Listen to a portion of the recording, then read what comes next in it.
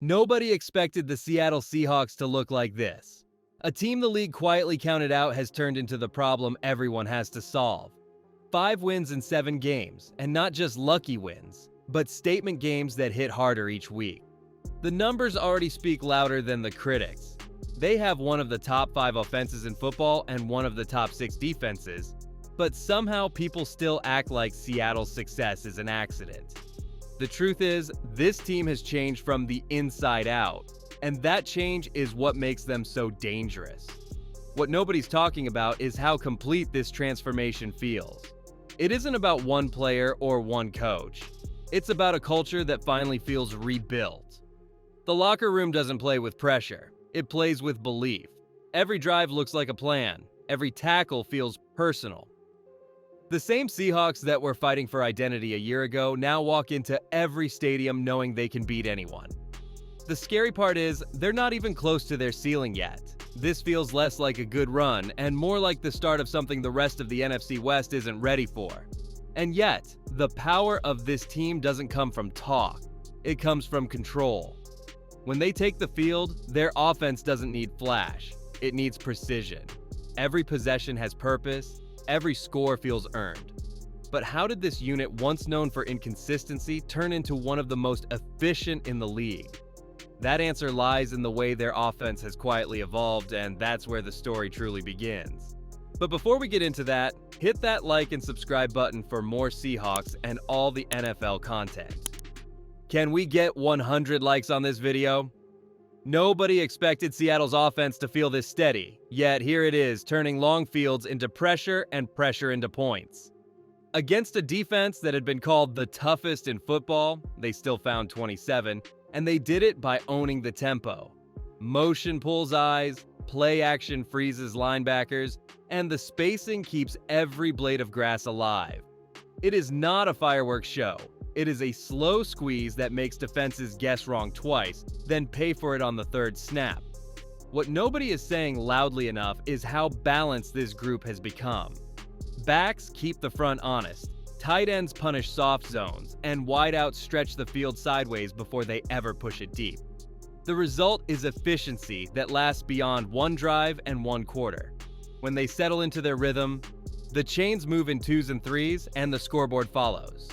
That is why their season scoring sits at 28 a game, because method beats noise when games get heavy. But here is the twist that leads us forward. The aerial timing is starting to click at a level that changes everything. The quarterback has found a first read he trusts and a second read he can hit in stride. And the primary beneficiary is the receiver defenses can neither press nor trail for 4 quarters. If you want to see where this offense truly turns from good to dangerous, it begins with the connection that is bending coverages right now, and that is exactly where we go next. Nobody saw this timing coming so fast, yet Sam Darnold and Jackson Smith-Njigba are reading the same picture before the snap and the same window after it. The ball leaves early. The hands are there, and the chains move like clockwork. In prime time, JSN turned tight coverage into quiet separation and quiet separation into loud production, dropping 8 catches, 123 yards, and 1 touchdown on a defense that had lived on closing space. The trust is clear, the rhythm is clean, and the league has to plan for it now. What nobody is really explaining is how simple the formula looks when it works. Darnold wins with pace, not panic, and JSN wins with leverage, not just speed. They punish soft cushions on option routes, they beat press with releases that steal a defender's hips, and they own the middle on third down. That is why his season line has already pushed past 800 receiving yards with efficient targets, because the throws are going to spots, not hope. This is not a spike week. It is a pattern teams will have to break.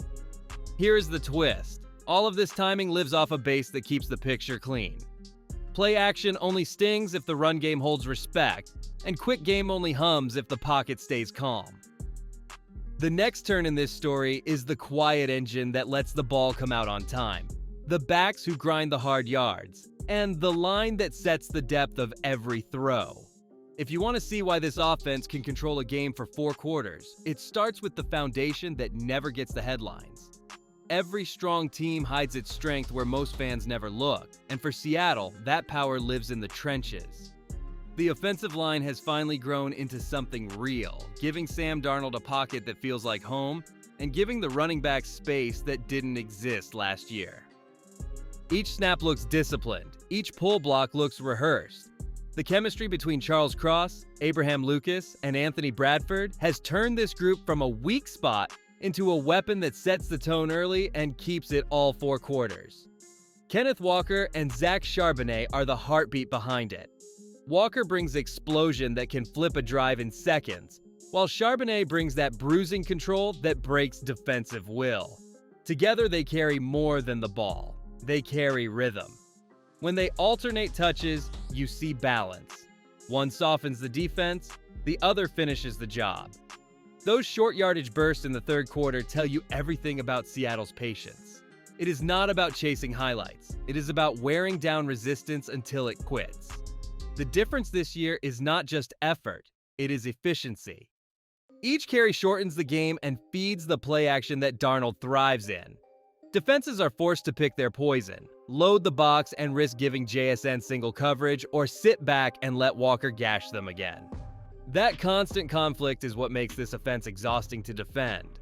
But the scariest part isn't what they've done on offense. It is what they're building on defense, where every yard becomes a fight and every mistake turns into a turnover. Nobody expected offenses to hit a wall this fast against Seattle, yet that is what keeps happening. The front squeezes gaps, the edges close space, and the secondary rallies like a swarm. Teams try to run early and find nothing. The rush defense sits at 76 yards per game, which is first in the league, and that early choke point turns every drive into a long third down. Once the sticks get behind schedule, the pass rush turns up and the game starts tilting blue and green. What nobody is spelling out is how many ways this group can win a snap. Ernest Jones reads and triggers like a metronome. Uchenna Nwosu sets the edge, then arrives at the quarterback with real intent. Leonard Williams wrecks protections from different spots. Young pieces like Nick Emenwari bring energy that stacks into momentum. The totals tell the truth. They rank 4th in sacks, 6th in touchdowns allowed, and 6th in points allowed at 19.4. That is not a hot streak. That is a structure built to travel and built to last.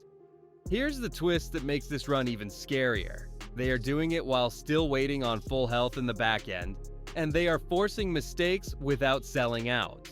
Pressure comes on time, not at random, which keeps explosives off the board and steals possessions when the pocket finally breaks.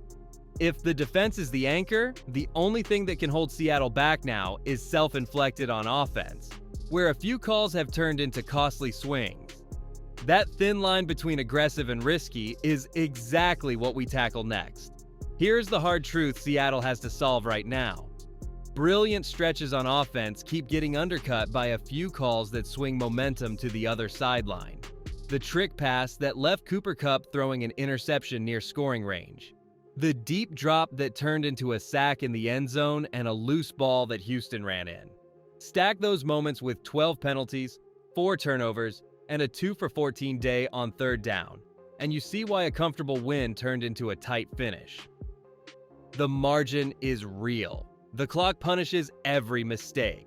What nobody is saying plainly is that the design is close, but the sequencing needs discipline.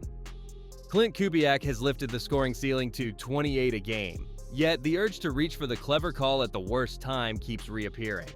When the run game is leaning on a defense, stay with it. When the quarterback is in rhythm, let him hunt the matchups that are already breaking open.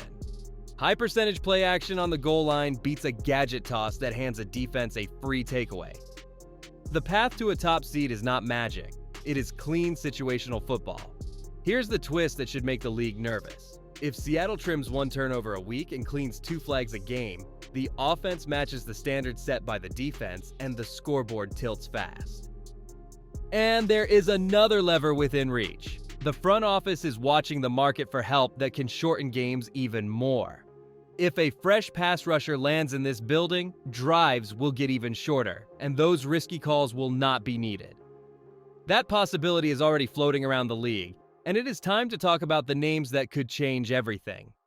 League insiders report that Seattle is seriously exploring the edge rusher market with names like Bradley Chubb, Jalen Phillips, and Jermaine Johnson, all drawing interest as potential additions alongside Leonard Williams and Uchenna Nwosu to create a dominant pass rush. Adding one of them could push the Seahawks defense from strong to overwhelming, tightening coverage and producing more turnovers. While fans dream of a Tyler Lockett return, roster realities show the offense has moved on with Jackson Smith-Njigba and Cooper Kupp leading the passing game. If Seattle secures another pass rusher and reduces its offensive mistakes, it could quickly shift control of the NFC West, forcing the league to recognize that a new powerhouse is forming in the Northwest. Here's where you come in. If you believe Seattle is the team nobody wants to face in this division, drop your take in the comments and tell me what flips the race for good. If you want more bold breakdowns the moment they matter, hit like and subscribe so you do not miss the next deep dive.